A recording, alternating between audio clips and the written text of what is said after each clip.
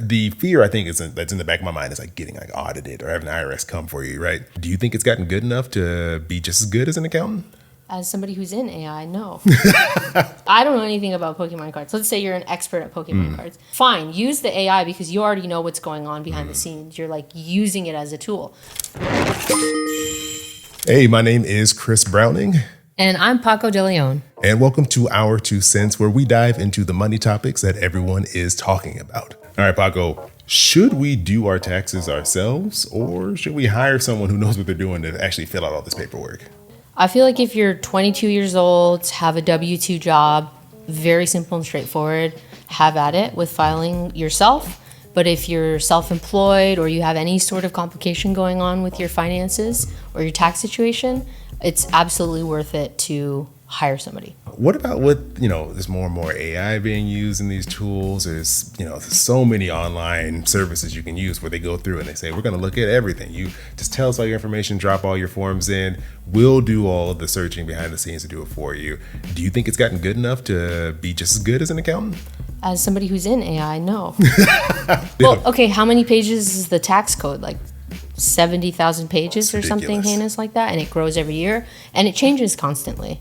If it was something you were an expert on, like Pokemon cards or something. Wait, is this a personal attack?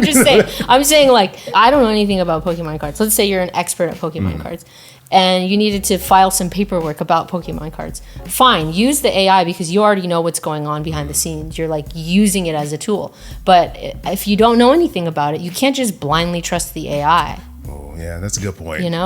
I've used some of these AI tools to like throw some finance stuff in there just kind of see, and I've gotten wrong answers. Yes. But I only knew it was wrong because I already knew the answer. And if I didn't, I was like, oh yeah, this is great. I would just start using that information and telling other people about it and just be spreading all kinds of wrong stuff around. I recently asked ChatGPT to take a payment for a project and give me a bunch of different scenarios and how we can break that up. Deposit and 4 payments, deposit and 6 payments. And one of the answers, the math didn't math. So even that at that level, I would say, let's not trust AI to file our taxes today, maybe in the future. And yeah, if you have a complication, then you should definitely have a person, especially like if you are a creative person in a particular, like let's say you're a dancer, you should work with a tax person who works with other dancers. They have their finger to the pulse in terms of like all the different ways the tax code might be changing and impacting you and your industry. Oh, I like that idea. Because there's so many like little pieces of nuance. Like you say, because the tax code is so massive, can't be an expert in all the areas. But I do like the idea of, you mentioned this, of going with something automated or some service when you have something basic. Like you by yourself, you don't own a house, you don't got kids, it's just very simple. I think sometimes we overestimate how complicated doing a very simple tax like form would be, because you can even do it by hand because It's not that bad if it's just like one thing, and that's it. It's super simple. In those situations, like I would say, may not even pay for a service. There's so many other free options out there. Like this, like the IRS has several free options now for getting your taxes filed. I always mispronounce it. I think it's VITA, VITA. It's like a free tax service that you can have people prepare your taxes for you, especially if you have a simple return. There's all these options for you out there, and even just doing it yourself, just to get, if you're curious for some reason, you're like, I want to try to do this myself on a piece of paper or even a PDF. I think it's worth just a run through and doing it yourself, or just using a piece of software because it's so easy for your basic stuff. Totally. I feel nervous trusting the software though. Yeah, do you? Yeah. I put way too much trust in these services. Because like, what if it's not asking a question that it should be asking me? That's true. But you know what? I stopped recently using the services, and I've hired an accountant because things got more complicated. But I was throwing my information right into one of those services. I'm like, go ahead, tell me. Oh, yeah, this looks good. Oh, yeah. I shouldn't be so bold right now because I'm nervous now. The IRS is gonna come looking for me. But I felt very comfortable. I didn't feel like nervous or like something was like off. Could I got a bigger refund? I don't know. But you have a finance degree. That's true. So you have an aptitude, a disposition that I think maybe not everybody has. That is true. I do like nerding out on spreadsheets. I'm probably not the best example for how the normal person would feel about this. But, I like them for simple stuff. I mean, I think there are affordable options out there. So you mentioned like it's a good idea to have an accountant if you have some complicated things going on with your taxes. Like, what would be complicated enough to make you want to make that decision? One layer of complication is, let's say you are a freelancer and you're doing great, and now you need to know whether or not you should incorporate and how that's going to impact your taxes.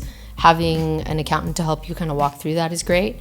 If you have an S corp at all, I think you should be working with an accountant to help you file your taxes. There's maybe things you're not thinking about or you're missing, or it goes beyond the actual tax filing. They might say to you, like, listen, you have a big bill due. Sorry, buddy. But, for this year, here's what we can do to minimize that. And maybe it's something like opening up a 401k or something like that. If you have a bunch of properties, you should probably be working with a tax accountant. So, anything I think more than self-employment and anything that's going to be like screwy on the balance sheet side, that's when you need to have an accountant. Now, also, when it comes to this idea of using like a piece of software to help you out, and is it catching everything we don't know? Are there could be issues? Like, are you really being as thorough as you should be? The fear, I think, that's in the back of my mind is like getting like audited or having the IRS come for you, right? But there have been all these layoffs and like reported like future layoffs at the IRS. And they were already kind of short staffed, and I know they have been working on like bulking up and hiring more people. I don't know. For me, maybe I feel a little more confident that they won't come for me if there's fewer people, right? Because there's millions of people filing their taxes, hundreds of millions of people filing taxes. Can the IRS possibly even keep up with that with their current staff now with people getting laid off? Like, do you think like maybe we're a little bit safer from getting like overly scrutinized? Yeah, I do feel a little bit more footloose and fancy free knowing that there are less folks who are going to be in my business. And I have an old boss who had this anecdote, and he used to say, when it comes to the IRS and worrying about an audit, there's three layers. They have to find you, they have to find the issue, and then they have to beat you on it. And so that's always made me feel maybe a little bit more confident than I should with, some of the risks that I take. Yeah, I mean, and if you're just one of millions of people and they're just like already struggling to get by, maybe look, we're not advocating for fraud. No tax fraud. This is not a recommendation for tax fraud. But we're just wondering how much are they going to be getting on all of us if a piece of software doesn't do everything it should do? That's what we're talking about. Thank you for clarifying. Yes. That's exactly what we're talking about here. Nothing more, nothing less. Exactly. Hey, so thanks for joining us here on Our 2 Cents. And don't forget to hit us up in the comments with your 2 cents. Yeah, and also leave us a like and make sure you subscribe to the channel.